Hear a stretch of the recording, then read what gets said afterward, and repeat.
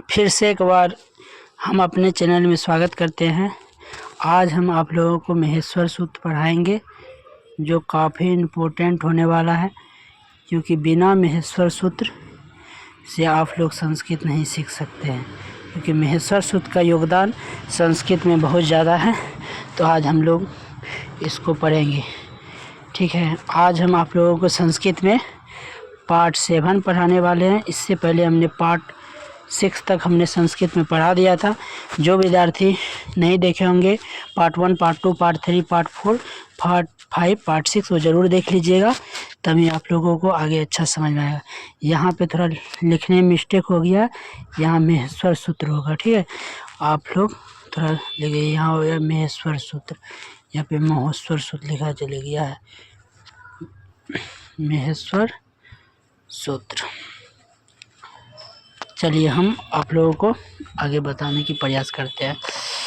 चलिए सबसे पहले हम लोग देखेंगे महेश्वर सूत्र महर्षि पाणिनि द्वारा रचित अष्टाध्याय का आधार स्तंभ महेश्वर सूत्र है। इन्हें शिव सूत्र भी कहा जाता है। इनकी संख्या 14 है। इन्हें प्रत्याहार बनते हैं, जिनका प्रयोग पाणिनि ने व्याकरण नियमों में किया है, ठीक है। तो महेश्वर सूत्र हम लोग पढ़ते हैं, तो आप मेरे साथ पढ़िएगा, आपको जरूर याद हो जाएगा। चलिए, अ ई उन री लिरिक ए ओंग ए औज है वरट लन यमंगरनम झवै गढ़धस गढ़धस।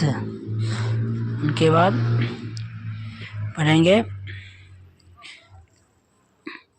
जब गढ़धस खप चट थो चट तब कपय सौ सौ सर हल, है कि नहीं। ये महेश्वर सूत्र है। तो सबसे पहले इनको एक बार हम लोग समझते हैं। आप लोग ध्यान दीजिएगा, बहुत इंपॉर्टेंट। देखिए सबके लास्ट में देखिए हलंत लगा हुआ, न हलंत क हलंत, है ना। ये हलंत लगा हुआ, तो इनको हम लोग बोलते हैं इत संज्ञा बोलते हैं। इनका यूज क्या है? इनका यूज है प्रतिहार बनाने में, इनका यूज किया जाता है, ठीक है। इनका यूज प्रतिहार बनाने के लिए किया जाता है, ये आप लोग ध्यान दीजिएगा। देखिए सबके लास्ट में हलंत है, इनको हम लोग इत संज्ञा बोलेंगे। अब चलिए हम लोग ध्यान से आगे देखते हैं। देखिए सबसे पहले हम आपको बोलेंगे अन प्रत्याहार। क्या बोलेंगे? अन प्रत्याहार बोलेंगे, ठीक है। अन प्रत्याहार बोलेंगे। जैसे हम बोलेंगे अन प्रत्याहार, तो अन प्रत्याहार के अंतर्गत कितने वर्ण आएंगे? तो देखिए अन प्रत्याहार बोलेंगे, तो देखिए इनके अंतर्गत आएंगे अ ई ओ। कहने का मतलब अ से लेके 9 हलन तक अन आया, तो अन प्रत्याहार में 3 वर्ण हो जाएंगे। फिर हम आपको बोलेंगे अक प्रत्याहार। कौन प्रत्याहार बोलेंगे? अक प्रत्याहार। अब पूछा जाएगा आपको कि अक प्रत्याहार में कितने वर्ण होंगे, तो आप देखिए लास्ट में क्या है? ओ है और यहाँ क है, तो अक प्रत्याहार में क्या आएगा? ओ आएगा, ई आएगा, ऊ आएगा, और हलंत को यहाँ पे नहीं लेना है। री आ गया और क्या हो गया? लिरी आ गई, ये अक प्रत्याहार हो गया। इसी तरह आप लोग ध्यान दीजिए, इसी तरह आप लोग को ध्यान देना है कि अच प्रत्याहार। अच प्रत्याहार में कितने वर्ण आएंगे? अ ई उ री लिरी ए ओ, ये 4 मतलब 9 वर्ण आएंगे। अच प्रत्याहार में कितने वर्ण होते हैं?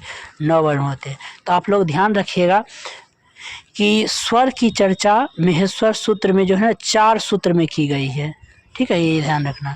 और है विराट में हो को भी छोड़ दीजिए। देखिए है विराट में य व रो, य आपको हो गया, वो हो गया, रो हो गया, और क्या हो गया? लो हो गया। इनको हम लोग अंतस्थ व्यंजन बोलेंगे। 5वां और 6ठा सूत्र में जो है ना, 5वां मतलब अंतस्थ व्यंजन के बारे में बताया गया, और 7वां सूत्र में हर एक वर्ण का 5वां अक्षर, जैसे यमंगर्णम 5वां अक्षर है। फिर 8वां और 9वां में हर एक वर्ण का आपको चौथा मिल जाएगा, ठीक है, ये ध्यान में रखना है। फिर उनके बाद देखिए आप, उनके बाद आगे देखिए, आगे आपको ध्यान रखना है कि आपको 8वां और 9वां में हम क्या बोले? हर एक वर्ण का आपका चौथा हो गया, और 7वां में हर एक वर्ण का 5वां हो गया, और जस प्रत्याहार इनको भी बोलते हैं। इसमें देखिए हर एक वर्ण का तीसरा वर्ण आ जाएगा। फिर देखिए 11वां और 12वां सूत्र में पहले दूसरा वर्ण आएगा, फिर देखिए पहला वर्ण आएगा, ठीक है। जैसे देखिए ख प छ ट, तो ये पहले दूसरा हो गया, च ट त क प, ये पहला हो गया। और 13वां और 14वां में आपको आ जाएगा हर एक वर्ण, मतलब ये आ जाएगा उस वर्ण आ जाएगा। उस वर्ण में कितने होते हैं? तालव्य समूर्धन स। तो महेश्वर सूत्र में स्वर और व्यंजन की चर्चा की गई है। स्वर की चर्चा 4 सूत्र में की गई और व्यंजन की चर्चा आपको 5वां से लेके 14 तक की गई, 9 सूत्र में की गई। और एक बात ध्यान रखिएगा, अगर मैं आपको बोलूं अच, जब मैं हम आपको बोले अच, तो आज समझ जाइएगा अच का मतलब होता है स्वर वर्ण, जिनमें 9 वर्ण होते हैं।